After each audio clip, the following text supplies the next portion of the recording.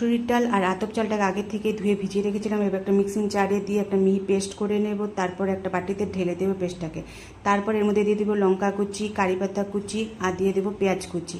তারপর দিয়ে দেবো পরিমাণ মতন লবণ আর হলুদ। তারপর সব কিছুকে একসঙ্গে ভালো করে মেখে নিয়ে তারপরে একটা গ্যাসে কড়াই বসে তাতে পরিমাণ মতো তেল দিয়ে গরম করে নিয়ে তার মধ্যে ছোট ছোট আকারে দিয়ে দেবো। তারপর উল্টে পাল্টে ভেজে নিলে পরে আমার তৈরি হয়ে যাবে মুসুরির ডাল আর কারি পাতার পকোড়া। তোমাদের কেমন লাগলো অবশ্যই কমেন্টে জানিও।